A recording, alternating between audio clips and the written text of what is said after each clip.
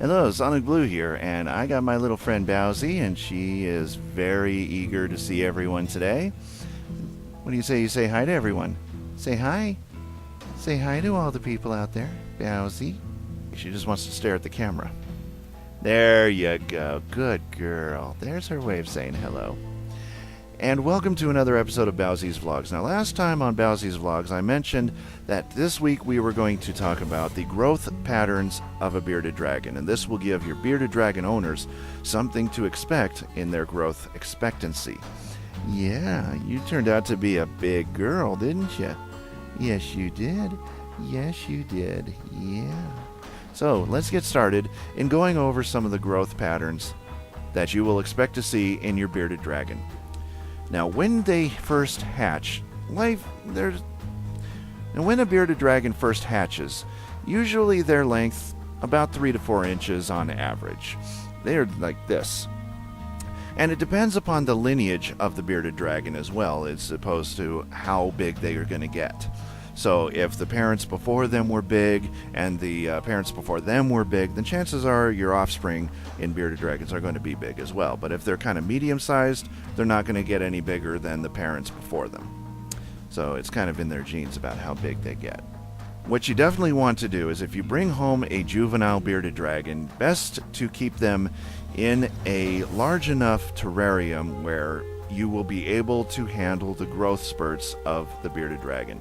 Meaning that the size of your bearded dragon may not be the same size 2 weeks from now. So you definitely have to prepare yourselves for when that time comes. By about 6 to 7 weeks, your bearded dragon will double its length from infancy. So if your baby dragon turned out to be 3 to 4 inches upon hatching, then your bearded dragon will be about 6 to 8 inches by 6 to 7 weeks old. After about 3 months, you're going to see a significant change in the size of your bearded dragon. They will start hitting growth spurts, and your bearded dragon may appear to be a foot length, maybe a little more, maybe a little less, but around a foot length by average. And by 6 months of age, if you're assuming you keep your bearded dragon very well fed, very healthy, then you're expected to see about 16, 17, maybe even 14 inches, around the mid-teens on average. And if you have a dragon that's about 16 inches by the time they reach sexual maturity at 6 months of age rather, then you can be able to determine the gender of your bearded dragon. And the way to do that is a very careful procedure. What you want to do, if Bowsie will permit me to demonstrate, because she's kind of hopped up on my shoulder now, but in order to determine the gender of your dragon, what you want to do is you want to carefully, not squeeze, not grab, but carefully lift the base of their tail up and take a look at the base of their tail. If you don't see any bumps there, that means they're female. But if you see 2 bumps, they're male. And about 6 months to 7 months, maybe even 8, depends on the lineage of your bearded dragon. So once again, depending upon the maturity of the parents before them, will determine how soon you can begin to determine the gender of your dragon in its current generation. So about 8 months, you want to start looking for signs of sexual maturity. If you can determine the gender of your bearded dragon by this time, then they pretty much have reached sexual maturity, and they're going to want to go into brumation. When they come out of brumation, they're going to want to mate, or at least if they don't have anybody, then they're going to be wanting to frolic around. They're going to do a lot of glass surfing. They're going to be very hyperactive. Now, this is another thing that you're going to be expected in a bearded dragon when you take one home. And about this length, when they reach sexual maturity by about 7 to 8 months, top 7 to 8 months, they are going to reach 16 to 17 inches. You definitely want to have at least a 40-gallon tank when they reach this stage. Now, is it appropriate to just start them off in a 40-gallon tank? I think, what's the harm in that?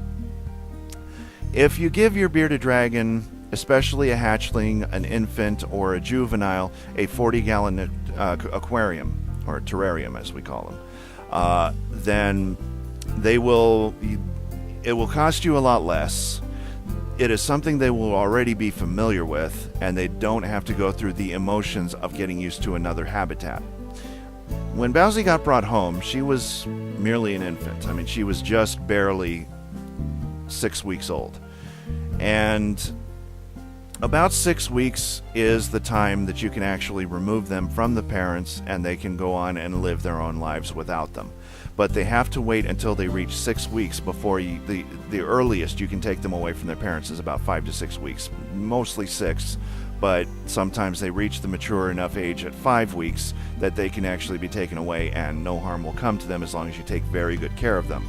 So if you have a bearded dragon that does not have its parents and they're about 5 weeks old, take extra care in that bearded dragon, at least until they reach 6 weeks, and then you can be a little more lenient with them and let them kind of grow on their own. But all in all, come here, Bowsie.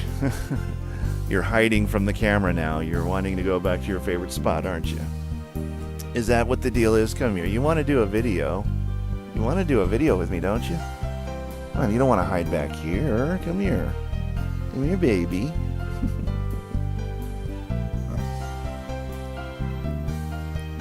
Come here, girl. I'm gonna get tangled up in my hair back there, my cord. You just love getting tangled, and right now she's got her claw stuck in me. Okay, now, how in the world are you gripping? Okay. You have to be very careful when removing claws. This one's dug in deep, so. Okay, Bowsie, come on. Climb up. Usually if they let go, they can let go of your shirt. But if they're stuck like this, you definitely don't want to force. Because look, now she's stuck. Okay, hold on, baby. Hold on, baby. Okay, got it? You have to be very careful with bearded dragons when they get their claws stuck in you. Right now she's got it stuck in my shirt. So you have to kind of work with it a bit and then ease it out and then free them. That's okay, baby. It's okay. I got you. I got you free. Now, that's another good thing to do too, is if, something I should have covered last week when we were talking about their claws. When they get attached to you, and if their claws are too sharp, and I'm still needing to trim your claws, you'll notice that they'll dig into clothing, they'll dig into you, they will dig into pretty much anything, and their claw may get stuck in things like threads, fabric. If that happens, never ever force the claw off of whatever it is they're stuck on. What you want to do is you want to lessen the distance between the foot and the cloth. Let's say they're stuck in a shirt. You want to keep them as close to you as possible while you slowly work whatever their toe or their hand out of the fabric. And you want to do it in a way where it's like removing a fish hook. You have to lift up and around. And very, very carefully, because you can lose a toe, a finger, and you want to do this as carefully as possible and not hurt the bearded dragon any further than it already is. Now, I know how uncomfortable it is to have your claw stuck in my clothing, but sometimes that happens, and if that's a sure sign that you need to trim your bearded dragon's claws. And the sooner you get on top of that, the better. Yes, baby, how are you? Are you okay? Give me a kiss? Kiss, kiss? No, she's giving a gape. Aren't you happy? You're so happy. And a lot of people say, well, you got to understand how bearded dragons gape for you, and you do that through interpreting their body language when they gape, whether they're too hot, whether they're having trouble breathing, whether they're just happy to see you. And that's what Bowsie does all the time. She is so happy to see her daddy. But, yeah, see, look at that. Every time I get near, she gapes wide for me. Well, whenever I'm not around, you're bored as heck, and you're inside your log, and you're hiding. Yeah. Okay, but let's talk more about the growth spurts of a bearded dragon. Now, they will reach full adulthood by 8 months. By 8 months, they should already be at pretty much the length they're going to be, and they won't grow any bigger than what they are, which is about 16 inches, maybe 17, 18 for males, about 17 for females, 16 maybe. And this is about full length for a female. Now, when they reach adulthood, you might notice that their shedding cycles will lessen more and more, and you'll notice that a lot of their old scales will stay on there for quite a long time. Now, their shedding cycles are not going to be the same as they were when they were growing up. This being because their bodies have already grown, and to the point where They can't really shed as often as they used to, but they will still shed. It's just that they're going to shed in certain portions, in certain intervals of time. But always remember to keep your bearded dragon hydrated in case they are having trouble shedding the rest of their skin. It helps them loosen any loose scales that need to come up, and little by little, as adults, they will start shedding. Bowsie's got a lot of old scales that she still has yet to shed, and so it's a slow process. But all in all, if you keep your bearded dragon healthy and keep them happy, they will reach their they will reach their full length by adulthood, and if they have a good lineage from the parents beforehand, they will reach a decent length. Now let's talk about the weight of a bearded dragon.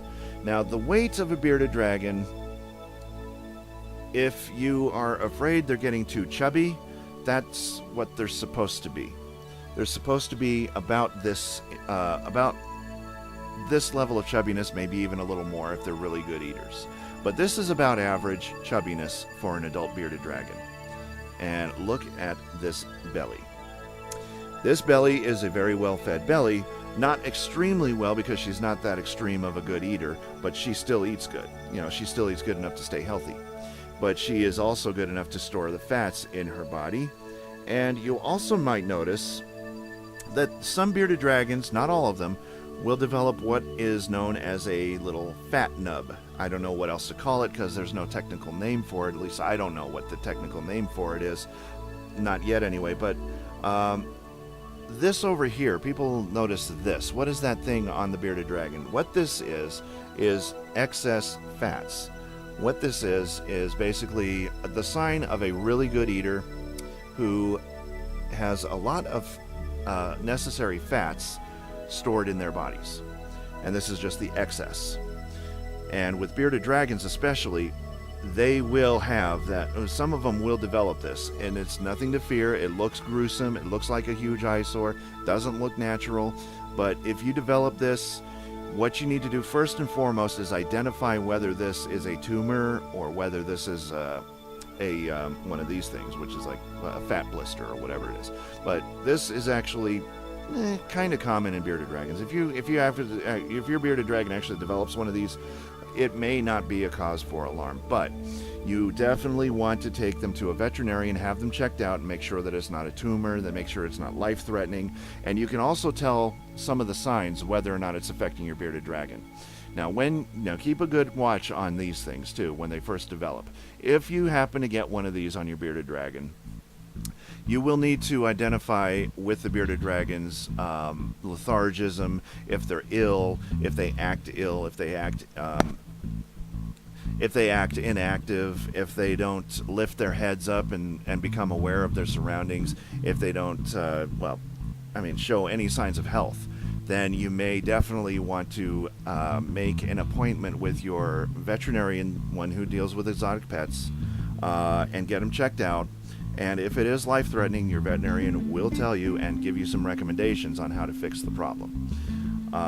But usually if you get one of these, it's no cause for alarm. It just means that they eat a lot of fats.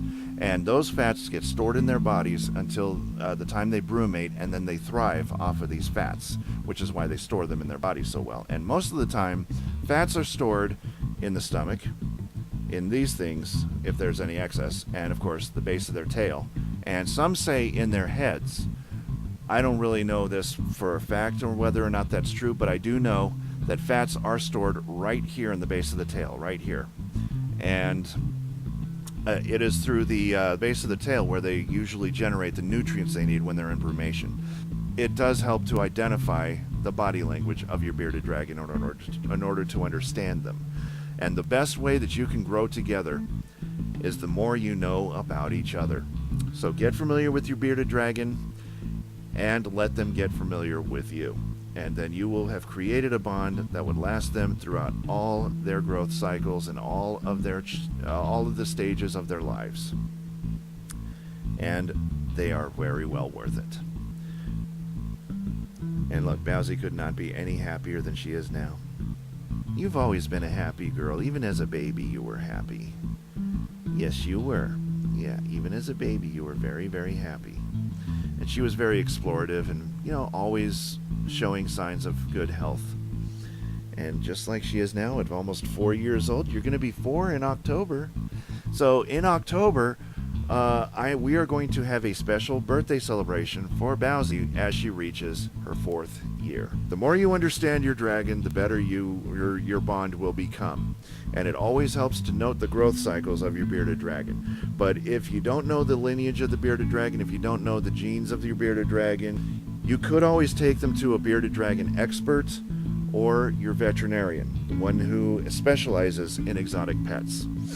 If you have any questions whatsoever, the veterinarian will tell you exactly how big your bearded dragon is going to get and how big it should get based on certain telltale signs.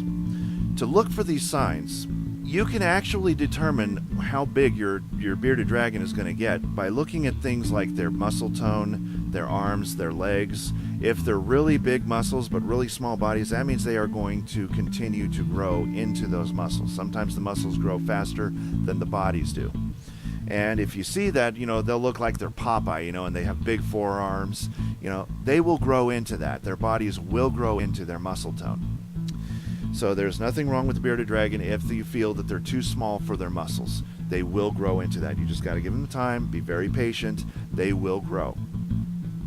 So for Bowsie's Vlogs, this is Sonic Blue and Bowsie the Bearded Dragon, wishing everybody lots of luck in the care of your bearded dragon. And if you have any questions whatsoever, feel free to leave me a comment down below and let me know what it is. And I will be able to help you through it as best as we possibly can. And we, in a sense, me and Bowsie. But if you have any concerns whatsoever that nobody can help you with, that's what your veterinarian is for. So remember the number of your veterinarian, one who specializes in exotic pets.